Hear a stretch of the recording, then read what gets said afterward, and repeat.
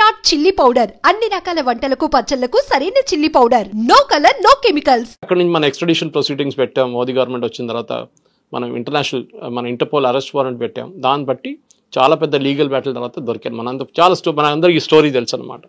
కానీ రానా చెప్పిన అదే స్టోరీని కొరాబరేట్ చేయాలంటే చాలా క్లియర్గా పాకిస్తాన్లో ఉన్న ఐఎస్ఐ ఏజెంట్లు, అంటే ఐఎస్ఐ అంటే పాకిస్తాన్ ఆర్మీని, అది లష్కరే తోయిబా, జైషే మహమ్మద్ అంతా ఫ్రంట్ ఎండ్ వీళ్ళు.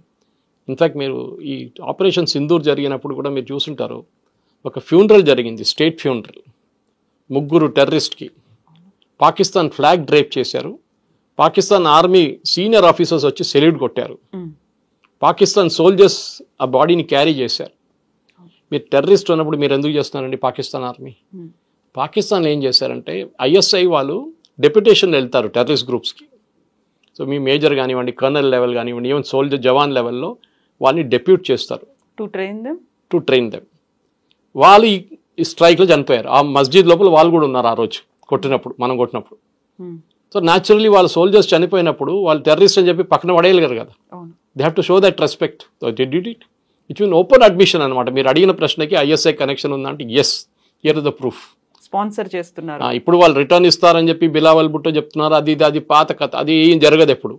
ఎందుకంటే ఫస్ట్ ఆఫ్ ఆల్ దావూద్ ఉన్నారంటే దావూద్ లేడు పాకిస్తాన్లో, దుబాయ్లో ఉన్నాడు. మళ్ళీ అంటాడు చనిపోయింది అంటారు. మళ్ళీ దావూద్ ఎక్కడ కనిపిస్తారు మళ్ళీ. ఇదంతా అందరికి తెలిసిన స్టోరీ. అది పాకిస్తాన్ FATF లిస్ట్ నుంచి బయటకు వచ్చారు ఇప్పుడే, గ్రే లిస్ట్ నుంచి, ఫైనాన్షియల్ టాస్క్ ఫోర్స్ నుంచి. దట్ ఈస్ టెర్రరిజం స్పాన్సర్ చేస్తున్న నేషన్గా. మనం ఆ ప్రెషర్ ఎప్పుడు పెట్టుకుంటూ రావాలి. మీరు చూసుంటారు పెహల్గాం తర్వాత ఇవాళ దాకా ఒక మేజర్ అటాక్ జరిగిందండి జమ్మూ కాశ్మీర్లో.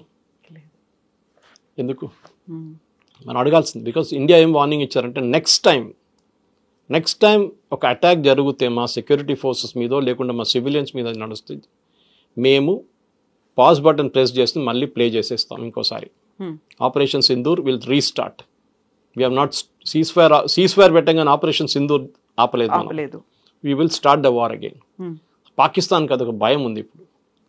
దట్ ఇదైనా ఇక్కడ వెళ్ళి ఇవ్వడానికి కొడితే మా మీద వస్తుంది కదరా బాబు అని చెప్పి వాళ్ళు ఇప్పుడు వీళ్ళ మీద కంట్రోల్ ట్రై చేస్తున్నారు. దానికోసం Bilawal Bhutto statement that we will hand over him అని చెప్పి. ఎవరిని పాసిఫై చేయడానికి అంటారు? ఎవరిని సాటిస్ఫై చేయడానికి? They know better and we know better అది కాదు అనే మాట. అందులో హఫీజ్ సయీద్ కొడుకు కూడా అంటున్నాడు ఆయన ఎవరు మా నాన్నని ఇవ్వడానికి అనే మాట. ఇంతకీ హఫీజ్ సయీద్ ఎక్కడున్నాడు? జైల్లో ఉన్నాడా, ఫ్రీగా తిరుగుతున్నాడా అనేది? ఇది ఏంటంటే పాకిస్తాన్ ఆర్మీ, పాకిస్తాన్లో రెండే నడుస్తుందండి, అల్లా and army, religion and army. Civilian అడ్మినిస్ట్రేషన్కి అక్కడ ఏఎస్ఏ లేదు. సో బిలావల్ భుట్టో కాదు, షహబాజ్ షరీఫ్ చెప్పినా కానీ టెర్రరిస్ట్ వారిని ఓవర్ రూల్ చేస్తారు వాళ్ళు. మీరు చూసుంటారు మొన్న కూడా ట్రంప్ లంచ్కి పిలిపించింది షహబాజ్ షరీఫ్ని కాదు, వాషింగ్టన్లో వైట్ హౌస్లో అసీం మునీర్ని పిలిపించారు. They know it. Even cease fire talks నడుస్తున్నప్పుడు కూడా US వైపు నుంచి వాళ్ళ సీనియర్ లీడర్స్ మాట్లాడుతున్నప్పుడు, అది వైస్ ప్రెసిడెంట్ వ్యాన్స్ అయితే మాట్లాడలేదు కానీ డిఫెన్స్ సెక్రటరీ ఎవరైనా మాట్లాడుంటారు, వాళ్ళు మాట్లాడినప్పుడు కూడా అసీం మునీర్తో మాట్లాడారు. వాళ్ళకి తెలుసు పాకిస్తాన్లో ఎవరు నడిపిస్తారు గవర్నమెంట్ అనేది. సో మీరు అడిగిన ప్రశ్నకి ఇదే, దట్ వీళ్ళకి అథారిటీ లేదు, పాకిస్తాన్ ఆర్మీ నడిపిస్తున్నారు. ఇది ఎందుకు చెప్తున్నారంటే ఒక ఇంటర్నేషనల్ కన్జంప్షన్ చెప్తున్నారు. చూడండి మేము ఇంత ఓపెన్గా ఉన్నాం, మేము మా దగ్గర టెర్రరిస్ట్ ఉంటే మేము ఇచ్చేస్తా ఉంటున్నాం, కానీ భారతదేశం ఒప్పుకోవట్లేదు అనే మాట కూడా అన్నాడు. మన వద్దంటావా? వీళ్ళేమంటారు అప్పుడు ఇంకేదో కండిషన్ పెడతారు దానికి, అరే మీ వైపు ఉన్న RSS వాళ్ళని మాకు ఇచ్చేయమంటారు. అది అన్నీ వస్తుంది అట్లాంటి కండిషన్. మనకు తెలుసు ఇదంతా ఎక్కడ వేర్ ఇట్ లీడ్స్ టు అని తెలిసిపోతుంది. సమజ్దార్కు ఇషారా కాఫీ అంటారు హిందీలో.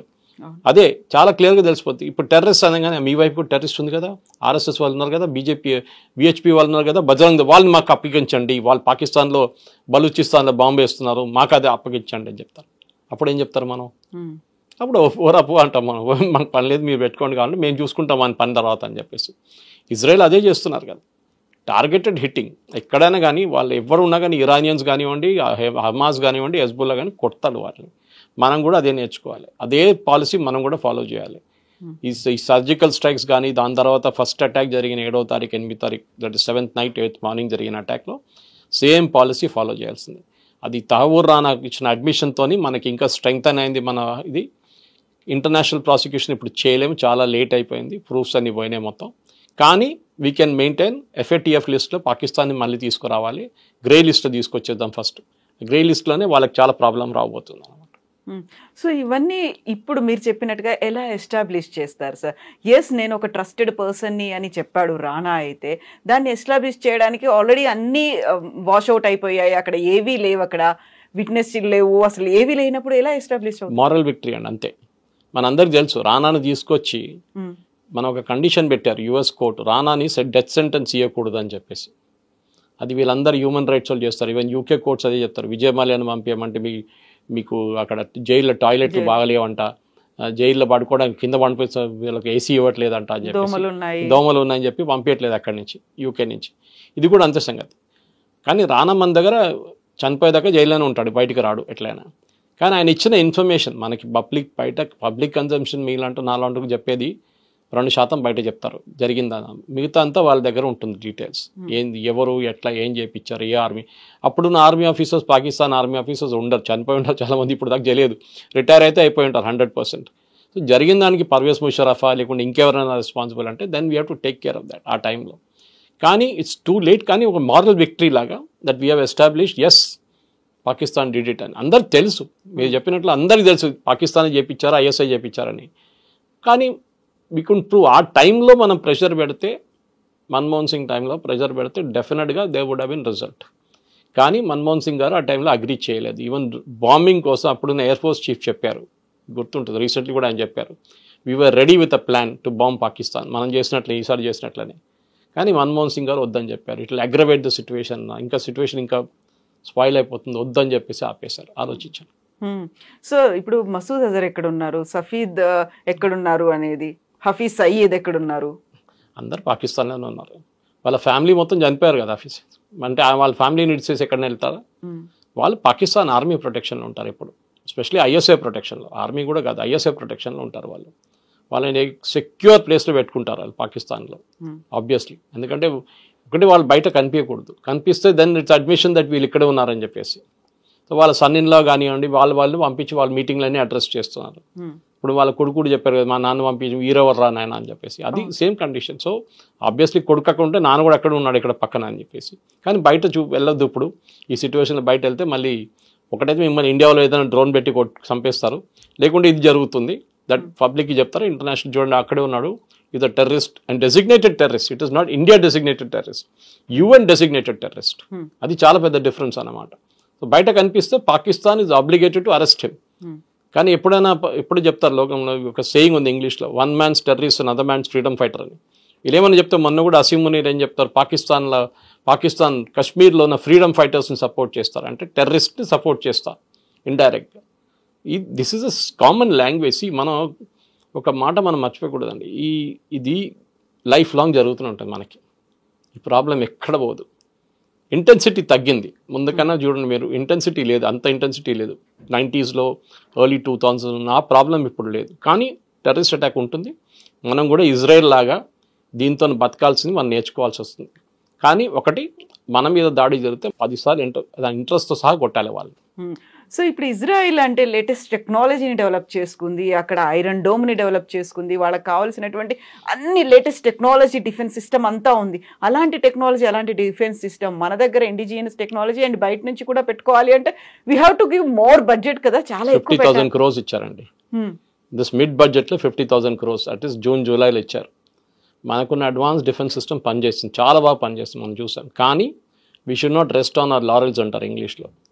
ఏదో మనం ఈసారి గెలిచేసాం అయిపోయిందని కాదు. చైనా వాళ్ళు కాన్స్టెంట్గా, తుర్కీ వాళ్ళు కాన్స్టెంట్గా వాళ్ళు ఏదో పాకిస్తాన్కి వెపన్స్ ఇస్తుంటారు. మొన్న కూడా ఆర్మీ వాళ్ళు ఒక బ్రీఫింగ్లో చెప్పారు చాలా క్లియర్గా, దట్ చైనా ఇచ్చిన రియల్ టైమ్ ఇంటెలిజెన్స్, ఎందుకంటే పాకిస్తాన్ దగ్గర శాటిలైట్ లేదు, చైనా ఇచ్చిన ఇంటెలిజెన్స్తో పాకిస్తాన్ పనిచేశారు ఈ యుద్ధంలో, ఆపరేషన్ సింధూర్లో. అంటే చైనా వాళ్ళు కూడా పాకిస్తాన్లో కూర్చొని చేపించారని అని చాలా క్లియర్ అడ్మిషన్. టుర్కీ వాళ్ళిద్దరు చనిపోయారని చెప్తున్నారు మన బాంబింగ్లో. వాళ్ళు ఈ డ్రోన్స్ అని సెటప్ చేసి పాకిస్తాన్కి ఇచ్చారంట. ఎందుకంటే ఈ యుద్ధం జరిగే 5-6 రోజుల తర్వాత, పహల్గామ్ అటాక్ జరిగిన తర్వాత 5 పెద్ద టర్కిష్ ఆర్మీ ప్లేన్స్ వచ్చి దిగింది ఇస్లామాబాద్లో. ఆబ్వియస్లీ డ్రోన్ తీసుకొచ్చి ఉంటారు వాళ్ళు. ప్రొడక్షన్ ఫెసిలిటీ కూడా పెట్టేస్తారు పాకిస్తాన్ కావాలంటే. సో మనం ఇప్పుడు 2 front వార్ అంటాం. మనం ఇప్పుడు ఒకవైపు చైనా, ఒకవైపు పాకిస్తాన్ కాదు, ఇప్పుడు మనకు 3 front, 4 front, 5 front వార్ వస్తుంది. ఇండైరెక్ట్గా తుర్కీ, ఇండైరెక్ట్గా చైనా వీళ్ళందరూ మన మీద దాడి చేస్తున్నారు. సో మనం కూడా రెడీ ఉండాలి. దానికోసం మనం ఏం చేయాలి, వాళ్ళ ఎనిమి ఎవరు ఉన్నారో వాళ్ళని హెల్ప్ చేయాలి. సో మన ఈ కేసులో అర్మీనియాని హెల్ప్ చేస్తున్నాం. అజర్బైజాన్తో వాళ్ళకి గొడవ ఉంది. నకోర్నా ఖరాబాగ్ ఏరియాలో ఒక పెద్ద మన లాగానే పాకిస్తాన్ ఆర్మీ ఇండియా కొట్టుకుంటున్నట్టు కాశ్మీర్ ఏరియాలో వాళ్ళ దగ్గర ఒక నకోర్నా ఖరాబాగ్ అనే ఏరియా ఉంది. Armenia is a Christian country and Azerbaijan is Islamic country. So మనం అర్మీనియాని హెల్ప్ చేస్తున్నాం. ఇప్పుడు కాదు, ముందు నుంచి చేస్తున్నాం. బహుశా మనకు ఒక ఎయిర్ ఫోర్స్ బేస్ కూడా ఉంది అక్కడ. ఎవరు చెప్పట్లేదు, మాట్లాడలేదు దాని గురించి. లాంగ్ బ్యాక్ న్యూస్ ఉండే ఒక టైంలో that we have an air force base in Armenia అని చెప్పి. అది కాకుండా ఇప్పుడు మోదీ గారు మన గ్రీస్కి వెళ్ళారు. We offered our entire defence cooperation. అంటే గ్రీస్కి తుర్కీకి పడదు. తుర్కీ వాళ్ళ పెద్ద ఏరియా ఆక్యుపై చేసుకున్నారు గ్రీస్ వాళ్ళది. వాళ్ళకి ఇప్పుడు దాకా డిఫెన్స్ ప్యాక్ట్ కింద వాళ్ళకి ఏం దొరకట్లేదు. నేటో అని చెప్పుకుంటారు వాళ్ళందరూ, కానీ యాక్చువల్ హెల్ప్ ఏం రావట్లేదు. Whereas Turkey is a NATO member. So obviously మనం కూడా గ్రీస్ని వెళ్ళి హెల్ప్ చేయాల్సింది. అండ్ నిన్న కూడా పేపర్లో ఒక రిపోర్ట్ వచ్చింది that India is offered to give unspecified number of missiles. అంటే పేరు లేదు, మిసైల్స్ ఇవ్వబోతున్నాం.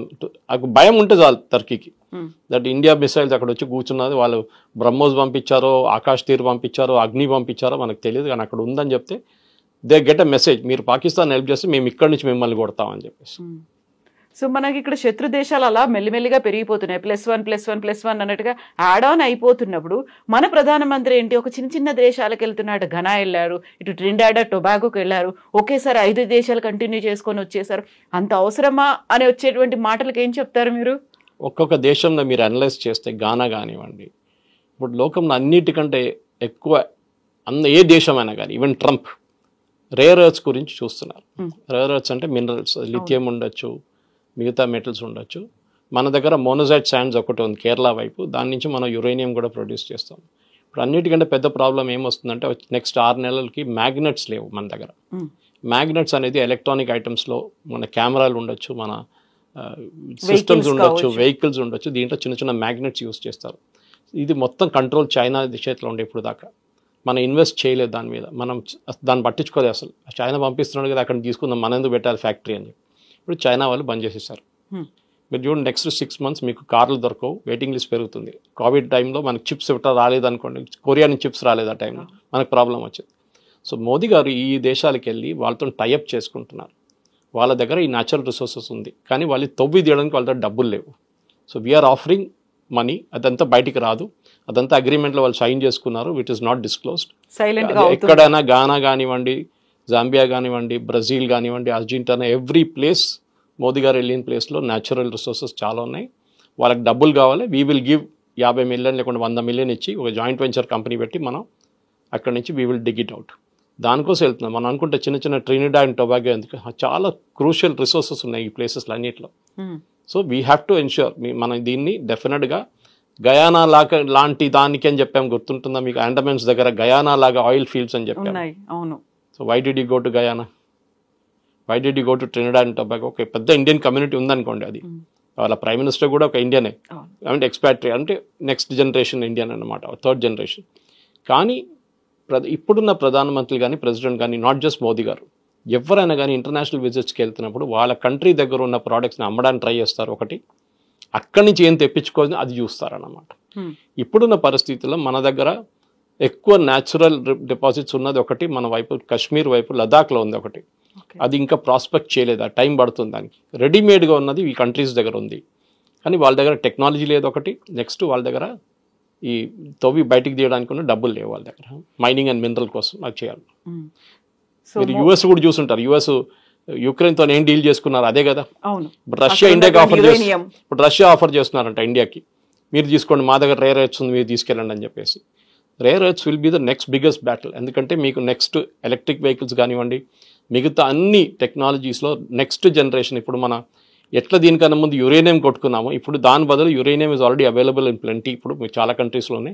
నెక్స్ట్ రేర్ ఎర్త్స్ కావాలంటే నేను చెప్పే ఈ మ్యాగ్నెట్స్ కానీ మిగతా అన్ని ఐటమ్స్కి we will have to start ఇండియాలో. ఇప్పుడు ఆల్రెడీ నిన్న అనౌన్స్ చేశారు ఒక స్కీము PLI కింద, that India will start making magnets ఇక్కడే అని చెప్పేసి. అది కాకుండా కోలార్ గోల్డ్ ఫీల్డ్స్లో కూడా మోదీ గారు నిన్న క్యాబినెట్ పర్మిషన్ ఇచ్చారంట, దట్ అక్కడ కూడా తవ్వి న్యాచురల్ మినరల్స్ ఉంది తీయమని చెప్పారంట అక్కడ. ఇన్ని జరుగుతున్నాయి సార్, అటు విదేశాలకు వెళ్తున్నారు, అక్కడ వాళ్ళతో ఒప్పందాలు అవుతున్నాయి, ఇక్కడ స్వదేశంలో జరుగుతోంది. ఇన్ని అయినప్పటికీ కూడా మోదీ ఎప్పుడూ మాట్లాడరు, ఏం జరుగుతుందో బయటికి వివరాలు చెప్పరు. ప్రతిపక్షాలు ఇంత అడిగినప్పటికి కూడా ఓపెన్ అవ్వరు. వాళ్ళకి ఏం చెప్తారు? ఇలాంటి విమర్శలు బోల్డ్ అని ఉన్నాయి. ఏం చెప్పక్కర్లేదండి, అన్నీ చెప్పక్కర్లేదు. సైలెంట్ గా పనిచేయండి, your work will speak for it self అంటారు ఇంగ్లీష్లో. మీరు ఏం చెప్తున్నారో అది ఆ పని నడుస్తుంది అనమాట. మోదీ గారు ఏదో ఒక రోజు రిటైర్ అయిన తర్వాత ఒక పుస్తకం రాస్తారు, అప్పుడు దీంట్లో అన్నీ వస్తుంది అనమాట. ఒకటి మనం గుర్తుపెట్టుకోవాలి, మోదీ గారు ప్రధానమంత్రిగా స్వేరింగ్ ఇన్ చేసినప్పుడు అది ఏ ముఖ్యమంత్రి చేసినా కానీ మంత్రి చేసినా కానీ ఒక వర్డ్ యూజ్ చేస్తారు, that I will not convey this information to any person or persons under మీ. ఇది నేను చేస్తున్నది అన్నీ నేను బయట చెప్పక్కర్లేదు. ఒక ప్రెస్ కాన్ఫరెన్స్ ఉంటుంది, గానాలో ప్రెస్ కాన్ఫరెన్స్ ఉండే, మిగతా ప్లేస్లో ప్రెస్ కాన్ఫరెన్స్ ఉండే, అన్నీ ఉండే కదా. ప్రెస్ కాన్ఫరెన్స్కి ఏం ప్రాబ్లం లేకుండా అక్కడ మోదీ గారు ఎప్పుడు ప్రెస్ కాన్ఫరెన్స్ అడ్రస్ చేయాలంటే భారతదేశంలో చేయరు, కానీ బయట వెళ్ళి చేస్తారు. ఆ రోజు కూడా అడ్రస్ గానాలో అడ్రస్ చేశారు, ట్రినిడాడ్ అండ్ టొబాగోలో ఇండియన్ కమ్యూనిటీని అడ్రస్ చేశారు. వాళ్ళకి అన్ని ప్లేసెస్ చేస్తున్నారు. ఒప్పందం ఏం పెట్టాం, 10 ఒప్పందాలు చేశారు. జయశంకర్ గారు 5, గడ్కరీ గారు 2, పీయూష్ గోయల్ గారు 3, నిర్మలా సీతారామన్ గారు 2, ఇట్లా అందరూ సైన్ చేసుకుంటారు అగ్రిమెంట్లు. సో అగ్రిమెంట్స్ ఆర్ సైన్, కానీ కొన్ని అగ్రిమెంట్స్ పేపర్లో బయట కనిపించదు. ఎందుకంటే ట్రంప్ పక్కన కూర్చున్నారు, చూస్తున్నారు మీరు ఏం తీసుకుంటున్నారు, ఎక్కడ గురించి ఏం గుంజుకుంటున్నారు. ఇప్పుడు చూస్తున్నాం కదా, మన ఇండియా కూడా రష్యా నుంచి ఆయిల్ కొనకూడదు అంటున్నారు. మనం ఎప్పుడు 40% మన ఆయిల్ రష్యా దగ్గర నుంచి వస్తుంది. మనకి ముందు మనం వెస్ట్ ఏషియా నుంచి తీసుకుంటుండే, సౌదీ అరేబియా కానీ ఇరాన్ కానీ, అక్కడి నుంచి మనం ఆయిల్ తీసుకుంటే ఇరాక్ నుంచి, కువైత్ నుంచి. ఇప్పుడు అది కాకుండా we're now buying oil from Russia 40%. ఎందుకంటే మనకి $60 పర్ బ్యారెల్కి ఇస్తున్నారు, ఒకసారి 50కి ఇస్తున్నారు పర్ బ్యారెల్ రష్యా. ఇంకా రష్యా మీద అంత కంప్లీట్ బ్యాన్ పెట్టేశారు యూఎస్, కానీ మనం కొంటున్నాం. ట్రంప్ ఏమో నేను మొత్తం బ్లాక్ లిస్ట్ చేస్తే చేసుకోని చెప్పారు మోదీ గారు, ఏం కావాలో చేసుకొని చెప్పారు, కానీ చేయరు, భయం ఉంది. ఇప్పుడు కూడా ఇష్యూ చేసిన లిస్టు మీరు చూసుంటారు, నిన్న ఒక పెద్ద లిస్టు ఇష్యూ చేశారు ట్రంప్. 17 దేశాలు 16 దేశాలు ఉన్నాయి దాంట్లో. దట్ మీన్ టారిఫ్ 40 నుంచి 30, థాయిలాండ్ ఉంది దాంట్లో, జపాన్ ఉంది దాంట్లో, కొరియా ఉంది దాంట్లో. పెద్ద పెద్ద దేశాలు, at least Japan and Korea are big names అనమాట. కానీ భారతదేశం పేరు లేదే దాంట్లో. ఎవరు అడగట్లేదు, ఎందుకు ఆపోజిషన్ వాళ్ళు. రాహుల్ గాంధీ ఏమంటారు, మోదీ గారు ఏదో సీక్రెట్ అగ్రిమెంట్ చేసుకున్నారు యూఎస్తోనని. ఇంటర్నేషనల్ టారిఫ్, ఇంటర్నేషనల్ ట్రేడ్లో మనం బయట ఎక్కువ మాట్లాడకూడదు. మనం ఏం చేయాలంటే చుప్చాప్ చెప్పించుకొని మన అడ్వాంటేజ్ తీసుకొచ్చి మనం రిటర్న్ వచ్చేసేయాలి, అంతే.